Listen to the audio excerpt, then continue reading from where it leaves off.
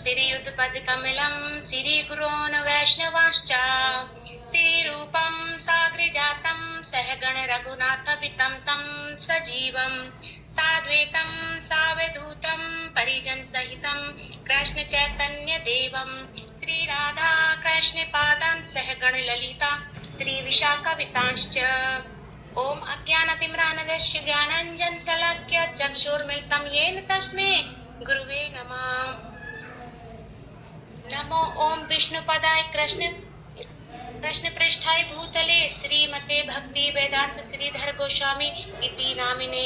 हरे कृष्ण कृष्ण कृष्ण हरे हरे हरे राम राम राम हरे हरे। सर्वप्रथम मैं अपने गुरुदेव भक्ति वेदांत श्रीधर महाराज गोस्वामी के चरणों में कोटि कोटि दंडवत प्रणाम करती हूँ, उनकी आयु की वांछा करती हूँ और समस्त जितने भी मेरे वैष्णव भाई बहनें बैठती हैं, गुरु बहनें, उन्हीं को सबको दंडवत प्रणाम। आज हमारा टॉपिक है मथुरा में श्री महाप्रभु का आगमन। श्री महाप्रभु प्रेम में उन्मत्त होकर नृत्य एवं कीर्तन करते हुए मथुरा को जा रहे थे। ज्यों-ज्यों वे वृंदावन की ओर बढ़ रहे थे, त्यों-त्यों उनका प्रेम आवेश भी बढ़ रहा था। मार्ग में जहाँ भी उन्हें यमुना जी के दर्शन होते हैं, वे उनमें कूद पड़ते हैं। तब बड़े कष्ट से बलभद्र तथा उनका सेवक प्रभु उन्हें बाहर निकालते थे। इस प्रकार चलते चलते प्रभु मथुरा पहुँचे। मथुरा पहुंचकर सर्वप्रथम वे विश्राम घाट गए और वहां पर स्नान किया। तत्पश्चात जन्मभूमि और आदि केशव आदि का दर्शन किया। श्री केशव देव का दर्शन करते हुए प्रेम आविष्ट होकर उदंड नृत्य करने लगे। उस समय वहां एक सोंदिया ब्राह्मण भी उपस्थित थे। प्रभु का दर्शन भी वहां प्रेमाविष्ट होकर प्रभु के साथ नृत्य करने लगे। उसे देखकर वो बहुत प्रसन्न हुए। जब उसने प्रभु को प्रणाम किया तो प्रभु ने पूछा, आप कौन हैं? वह बोला, मैं श्री माधवेंद्र पुरी का शिष्य हूँ। यह सुनकर प्रभु प्रसन्न होकर उसे गले से लगा लिया। उस ब्राह्मण ने प्रभु को अपने घर भोजन के लिए निमंत्रण किया।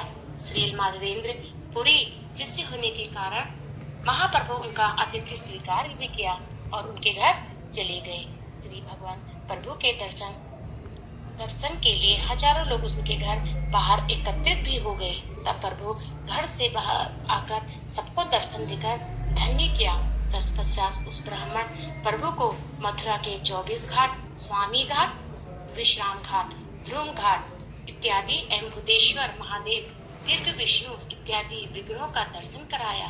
जब श्री महाप्रभु जी 12 वनों के दर्शन करने की इच्छा हुई तो उस ब्राह्मण को साथ लेकर प्रभु मधुवन, तालवन, कुमुदवन, बहुलावन,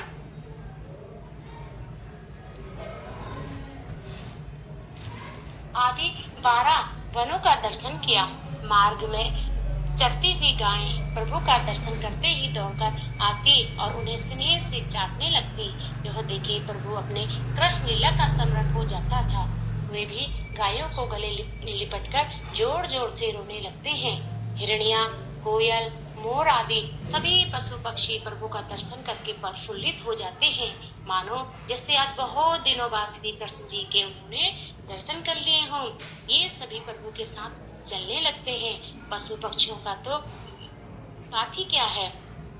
वृंदावन के वृक्ष लताएं प्रभु मधु झरने लगे। फलों से लदी हुई वृक्षों की टहनियां प्रभु के चरणों को ऐसे झुक जाती हैं जैसे बहुत दिनों पश्चात अपने प्रिय बंधु से मिलने पर कोई व्यक्ति उस प्रेम उपहार प्रदान करता है। इस प्रकार 12 वन दर्शन श्री भगवान महाप्रभु आरिट ग्राम पहुँचे। वहां जाकर उन्होंने श्री राधा कुंड एवं श्री श्यामा कुंड का प्रकाश करके वहां स्नान किया और अपने साथ वहां की कुछ मिट्टी को भी लेके आए। वहां से प्रभु गोवर्धन पहुँचे। गोवर्धन दर्शन कर प्रभु उन्हें दंडवत प्रणाम करते हैं और एक शिला को आलिंगन कर अपनी पूर्व लीलाएं स्मरण करते हुए पागलों की भांति रोने लगते हैं। उस रात वो श्री हरिदेव जी के मंदिर में रहे।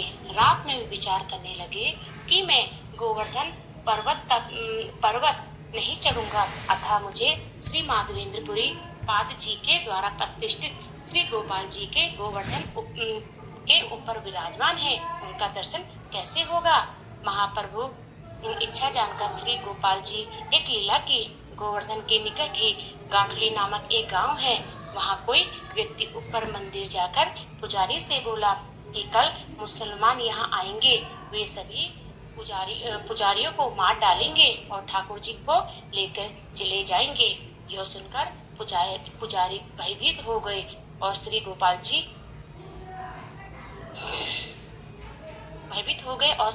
जी नीचे उसी गांव में छिपकर भाग गए। जब महाप्रभु जी को पता चला कि गोपाल जी नीचे आ गए हैं, तब उन्होंने आनंद पूर्वक गोपाल जी का दर्शन किया। दूसरे दिन मानसी गंगा में स्नान करके प्रभु सोनिंदिया ब्राह्मण बलभद्र भट्टाचार्य एवं उनके सेवक के साथ गोवर्धन परिक्रमा की और मार्ग में गोविंद कुंड, सुरभि कुंड, उद्धव कुंड आदि का दर्शन किया। तत्पश्चात प्रभु काम्यवन, नंदगांव और बरसाना आदि के दर्शन भी किए। वहां से वृंदावन पहुंचे। वृंदावन में उन्होंने सभी लीलाओं का दर्शन भी किया। वृंदावन में प्रभु अक्रूर घाट पर रहते थे, परंतु प्रातः काल वृंदावन यमुना तट पर स्थित इमली तला नामक स्थान पर आ जाते थे, क्योंकि अक्रूर घाट प्रभु के दर्शन के लिए लोगों की भीड़ लगी हुई रहती थी, जिससे उनकी नाम संख्या पूर्ण नहीं हो पाती थी। दोपहर तक निर्जन हरि नाम की संख्या पूर्ण प्रभु पुनः अक्रूर घाट लौटकर आते और वहां आने वाले लोगों को दर्शन देकर धन्य करते थे। हरि बोल। वांछा कल्पतरुभ्यश्च कृपा सिन्धुभ्यश्च पतितानां पावनेभ्यो वैष्णवेभ्यो नमो नमः।